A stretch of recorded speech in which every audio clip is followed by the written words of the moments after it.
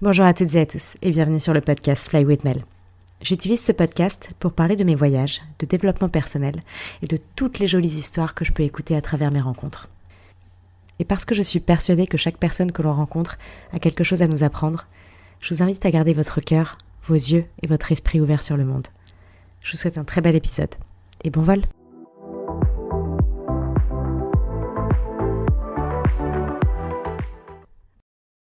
Aujourd'hui, j'ai envie de parler de l'authenticité que l'on peut retrouver sur les réseaux sociaux et dépasser la culture du m'as-tu vu. Dans un monde dominé par les réseaux sociaux, l'authenticité semble parfois se perdre au milieu de l'abondance de contenu superficiel. Et je pense qu'il est temps de remettre en question cette tendance et de réaffirmer l'importance de la vérité et de la sincérité dans nos interactions en ligne. Avant de commencer ce podcast, j'ai envie de lancer un petit disclaimer, petite note d'attention, pour vous dire que tout ce que je vais partager ici aujourd'hui, ce n'est que ma perception unique de la vision de tout ça. Et qu'on a chacun une perception unique des choses et de la vie. Mais j'espère que cette perception-là, elle vous invitera à vous faire votre propre opinion sur le sujet. Et d'ailleurs, je vous invite à partager votre opinion avec moi sur Instagram, sur mon compte Fly with Mel, en DM. Donc les réseaux sociaux, ils peuvent avoir un impact positif et un impact négatif. Je pense que c'est un débat sans fin et que chacun peut avoir encore une fois sa propre opinion sur la chose. Pour moi, il y a du positif et du négatif. Et en ce moment, j'ai eu une réflexion après mon retour de vacances avec tout l'impact négatif que ça peut avoir de partager simplement ces photos de vacances sans réelle signification derrière. Je me suis dit, mais attends, t'as envie de poster tes photos à Bali, mais c'est quoi l'idée derrière en fait ? C'est de donner envie aux autres d'être envieux, d'être jaloux, de se dire oh là là, Mel elle a été en vacances, de la chance, etc., etc. Non, j'avais pas envie de ça. J'avais certainement pas envie de partager ça avec ma communauté qui, en tout cas, c'est ce que j'essaye de créer, une communauté sur le développement personnel, une communauté avec des gens qui ont envie de transformer leur vie, qui ont envie de se dépasser, qui ont envie de créer une vie un peu plus complète. Donc je trouvais que ça faisait pas sens. Donc je me suis dit, mais comment je vais pouvoir partager les choses ? Et je me suis dit, bah oui, mais en fait, c'est de réussir à mettre un message derrière ce que je partage. De créer une espèce du contenu avec de la signification derrière et de donner envie aux gens de se poser les bonnes questions pour peut-être créer la vie de leurs rêves. Alors je sais qu'il y a beaucoup de gens qui pourraient me dire, si t'aimes pas les réseaux sociaux, si t'aimes pas être en ligne, pourquoi t'es en ligne ? Alors, je vous explique. Je vois les réseaux sociaux comme un endroit de partage, comme un endroit de connexion et aussi comme un lieu d'apprentissage. Mais ça va dépendre de qui vous suivez, de qui vous alimentez votre feed et surtout de la mentalité que vous avez en ouvrant n'importe quel réseau social. Ça peut être un endroit de partage, en tout cas à mes yeux, parce qu'on partage des choses avec les autres, ça crée des liens, ça crée des souvenirs, ça crée beaucoup de choses de partager. C'est un univers énorme qu'on peut avoir. Moi, j'aime bien partager des choses avec mes copains parce que ça crée des souvenirs. Et puis, par exemple, sur Instagram, on peut revenir quelques années plus tard et retrouver des souvenirs-là qu'on a partagés ensemble. Ça crée un endroit de connexion aussi. Les réseaux sociaux, c'est un endroit de connexion avec le monde parce que on peut se connecter avec des gens qu'on ne connaît pas et qu'on n'aurait peut-être jamais rencontrés dans notre vie, mais grâce aux réseaux sociaux, on peut rencontrer des gens comme ça. Et moi, j'en ai rencontré beaucoup, notamment via le podcast. J'ai interviewé des gens sur le podcast qui sont en Amérique, qui sont partout en Australie, que je n'ai jamais rencontrés de ma vie et qui m'ont trouvé via Instagram pour participer au podcast, par exemple. Et ça, j'ai trouvé ça incroyable. Parce que c'est des gens que j'aurais jamais rencontrés dans ma vie de tous les jours et que j'aurais jamais pu interviewer et que j'aurais jamais pu apprendre ces choses-là à travers eux, en tout cas, sur plusieurs sujets. Donc je trouve ça génial pour ça. C'est aussi une connexion avec des membres de votre famille qui peuvent être dans les 4 coins du monde. C'est une connexion pour une personne comme moi qui vit en Australie avec ma famille qui est en France et au Liban et du coup d'être connectée avec eux toujours. C'est une façon pour eux de voir ce que je fais sans avoir besoin de tout le temps venir mettre mes photos sur WhatsApp, sur différents groupes de famille. Donc c'est une façon de rester vraiment connecté avec le monde qui nous entoure. Et c'est aussi une façon d'apprendre. C'est l'apprentissage pour moi, les réseaux sociaux. Parce que à l'inverse de juste regarder des livres ou des documentaires sur la télévision, les réseaux sociaux sont un contenu rapide. C'est un contenu authentique aussi avec des expériences personnelles. Les gens, ils racontent un peu leur vie à leur manière. Il n'y a pas vraiment de règles. Il n'y a pas vraiment de filtre, entre guillemets, bien sûr. Bien sûr qu'il y a des filtres, mais je veux dire, les gens partagent parfois sans filtre. Et c'est ça que je trouve bien, c'est qu'on a une certaine perception des choses avec une histoire derrière. Les gens racontent des choses. C'est pas simplement un livre où on vous dit, voilà, c'est comme ça qu'il faut faire et c'est comme ça que ça s'est passé pour telle ou telle personne. Donc, c'est différent dans ce sens-là. Je pense qu'on peut apprendre des choses sur le monde et sur les autres, et sur la façon de vivre, et sur les voyages, et sur une tonne de sujets différents grâce aux réseaux sociaux. Par exemple, on apprend sur... je sais pas, comment organiser un voyage, comment devenir parent, on apprend sur comment cuisiner, etc., etc. Il y a une tonne de sujets différents. Après, ça va dépendre de vous et vos envies, mais je pense qu'on peut apprendre beaucoup de choses sur les réseaux sociaux. Bien sûr, on peut aussi choisir d'avoir la paix totale en restant éloigné de tout ça et en apprenant différemment, encore une fois, à travers les livres, les documentaires, les gens qu'on rencontre. Mais je trouve que c'est un moyen rapide d'élargir nos connaissances et notre imagination, surtout. Je pense que les réseaux sociaux, ça permet d'élargir le scope qu'on a dans notre tête, notre imagination, nos rêves. Je pense qu'on peut les élargir quand on voit d'autres faire. Quand on voit que d'autres gens ont réussi à faire des choses qu'on n'aurait pas pensé possibles, ça élargit un petit peu notre imagination et notre désir de faire et d'accomplir. Maintenant, il y a des pièges sur les réseaux sociaux, bien sûr. Les plateformes de médias sociaux sont souvent le théâtre d'une mise en scène de vie parfaite qui alimente ensuite un sentiment de comparaison constante et une certaine peur de la vulnérabilité. Je trouve que cette culture de la mise en avant nous éloigne de nous-mêmes. Elle nous pousse à rechercher tout le temps la validation externe au détriment de notre bien-être mental. On est tout le temps dans la comparaison, en fait. On a peur de se montrer parce qu'on se compare à d'autres gens. On se compare à des gens qui ont...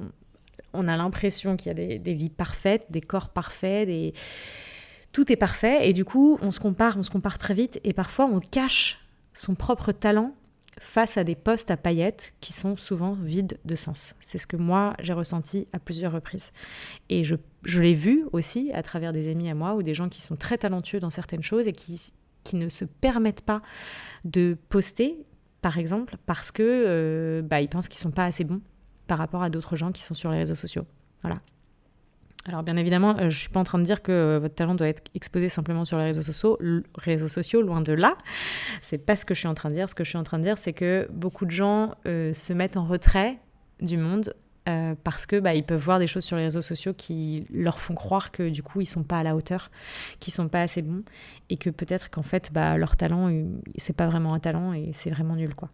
Je sais que je parle souvent avec des gens qui me disent non mais moi j'ai pas vraiment de qualité, j'ai pas vraiment de talent, je sais pas trop, je vois plein de gens en ligne qui savent faire tout, qui ont leur vie entre guillemets qui est totalement bien en place. Moi j'ai pas l'impression que je suis comme ça, du coup je suis pas je suis pas encore bien ou je suis pas bien dans ma vie ou je suis pas encore assez entre guillemets. Donc not be enough comme on dit en anglais.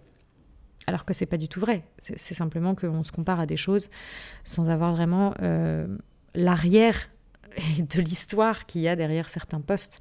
On n'a pas, quand on a quelqu'un qui, un entrepreneur qui montre que son business fonctionne énormément et super bien, l'entrepreneur montre pas toujours toutes les choses négatives qu'il a pu avoir avant d'en arriver là. Il montre pas toutes les batailles auxquelles il a dû faire face avant de pouvoir en arriver là. Certains le font, mais beaucoup ne le font pas. Et souvent, on se compare à ce genre de personnes qui, justement, ne montrent pas tout. Ils montrent que les strass et paillettes. Et du coup, nous, on voit ça et on se dit « Ah bah mince, ok, en fait, moi, je suis nulle. » Combien de fois vous êtes comparé à des photos à paillettes ou des photos parfaites, sans histoire, d'ailleurs. On oublie que derrière chaque image, il y a une réalité qui ne nous est pas partagée. Comment vous savez que la nana qui est en train de poser en bikini sur la plage paradisiaque, elle se sent pas vide et seule de l'intérieur? Comment vous savez que pour arriver sur cette plage paradisiaque, elle n'a pas dû travailler une tonne et mettre toutes ses économies de côté pour enfin apprécier un voyage paradisiaque?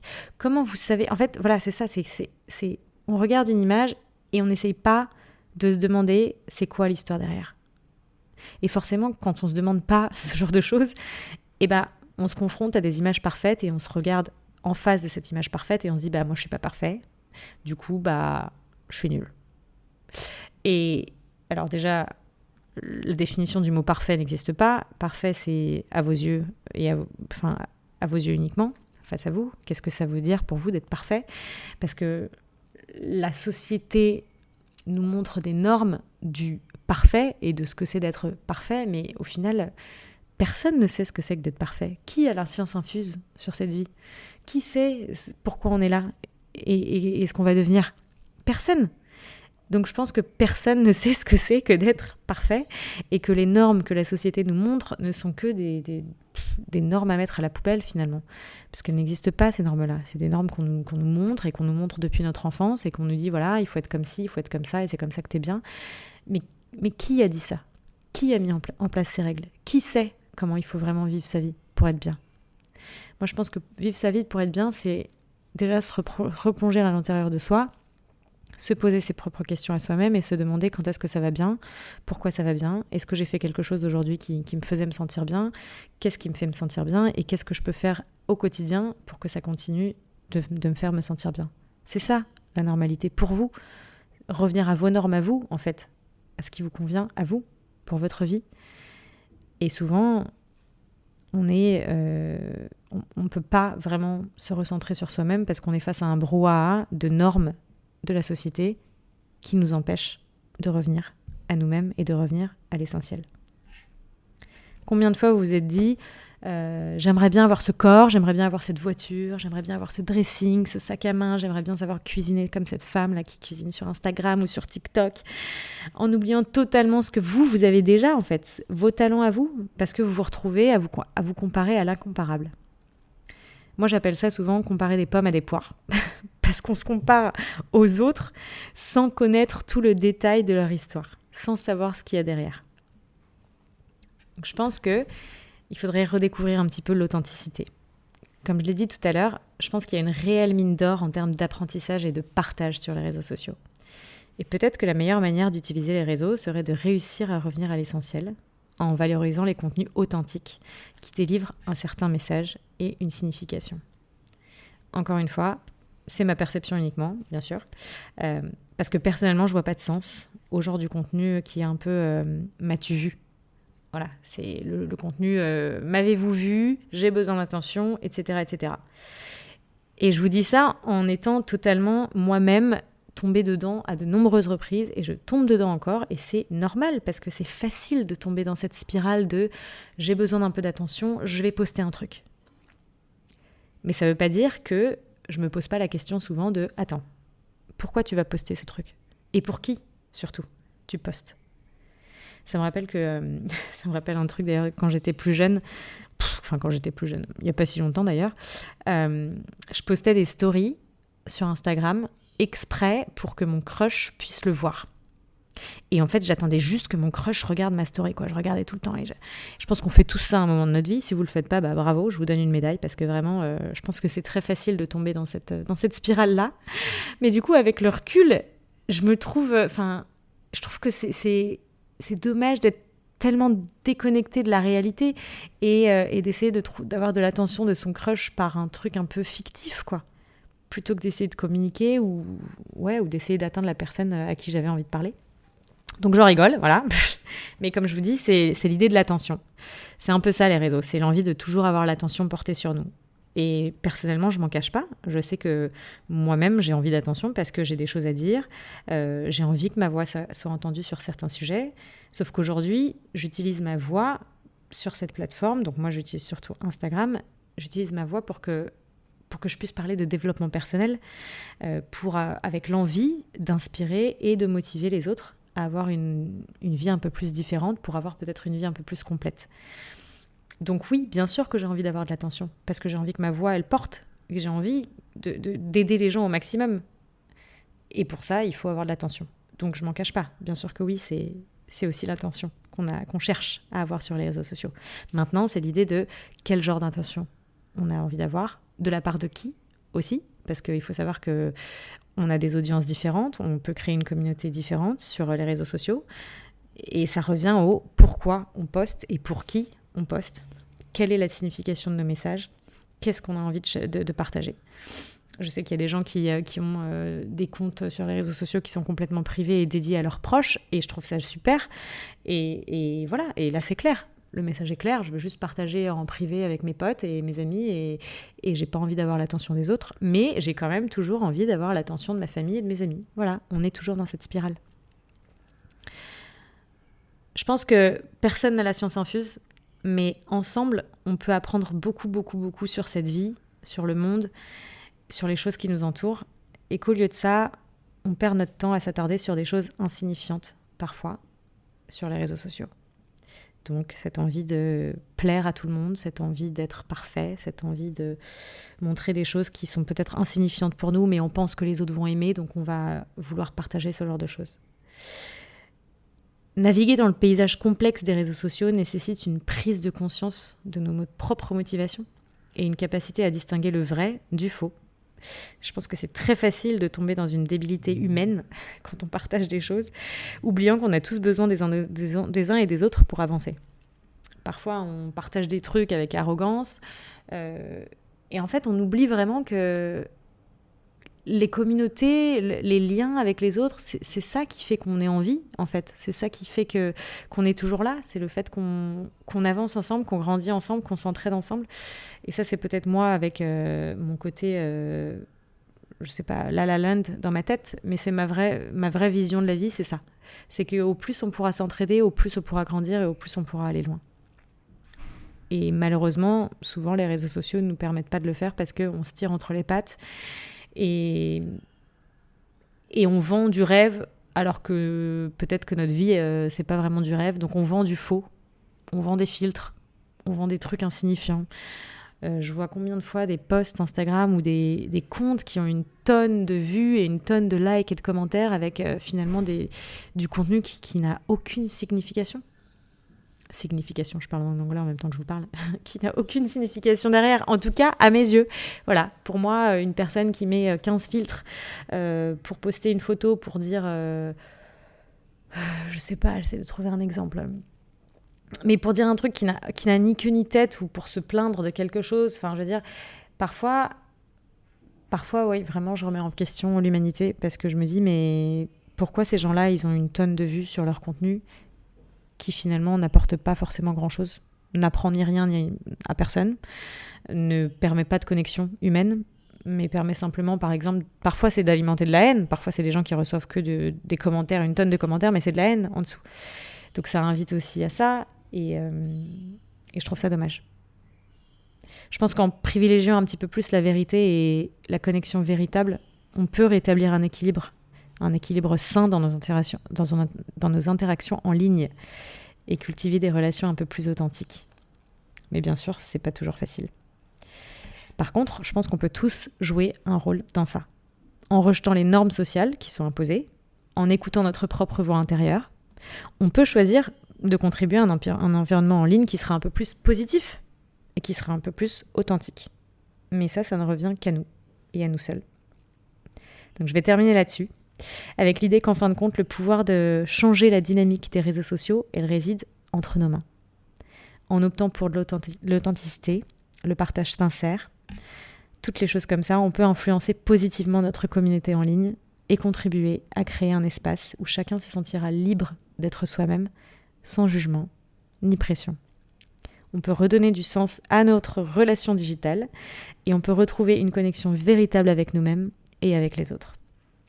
Sur ce, je vous invite à me donner votre avis à vous. Qu'est-ce que vous en pensez, vous, des réseaux sociaux ? Est-ce que vous pensez qu'on peut être authentique ? Est-ce que les posts insignifiants vous font du bien ? Et ça peut, tout à fait. Et ouais, qu'est-ce que vous en pensez de tout ça ? Ah oui, il y avait un dernier truc que j'avais envie d'ajouter. Je me suis rendu compte de quelque chose aussi, c'est que parfois quand je regarde les réseaux sociaux le soir avant de dormir, ce qui n'est d'ailleurs pas du tout bien, et ce que j'essaye de faire de moins en moins, je me réveille le matin en me rendant compte que dans ma tête, je pense à des choses que j'ai vues la veille au soir. Et parfois, c'est genre des stories de gens lambda, avec des trucs je veux dire, qui m'apporteront pas grand-chose dans mon quotidien à moi. Et je me rends compte que je donne de l'énergie et je donne du temps dans ma tête à ce genre de contenu. Et ça m'énerve, bien évidemment. Donc c'est pour ça que souvent je filtre un petit peu plus le contenu que j'ai en face de mes yeux et auquel je veux être exposée. Mais personnellement, moi je trouve que c'est dommage de perdre du temps et de l'énergie sur ces trucs-là. Pourquoi est-ce qu'on s'attarde à ça ? Et voilà, et c'est pour ça que j'ai voulu, ça m'a fait réfléchir un petit peu et que j'ai voulu partager ce sujet-là. Donc voilà, J'espère que j'aurai vos retours, vraiment. Partagez-moi sur Instagram, flywithmel, en message privé ou sous un post si vous avez envie, mais je suis très ouverte à la discussion sur ce sujet-là. Je vous souhaite une très belle journée si c'est la journée, une très belle soirée si c'est le soir, et je vous souhaite surtout de prendre soin de vous. À très vite pour un prochain épisode. Si vous avez aimé cet épisode, n'hésitez pas à le partager avec quelqu'un qui aurait besoin d'entendre ces mots. Vous pouvez également me donner un énorme coup de pouce en vous abonnant à ma chaîne ou en laissant un commentaire sous ce podcast. Je suis super ouverte au retour et ça m'aide vraiment beaucoup d'avoir vos feedbacks. Ça me permettra d'améliorer cette chaîne et de faire grandir encore plus ce podcast au maximum. Et puis si vous avez envie d'en découvrir un petit peu plus sur mon travail, n'hésitez pas à suivre mon compte Instagram flywithmel. Et moi je vous dis à bientôt pour un nouvel épisode.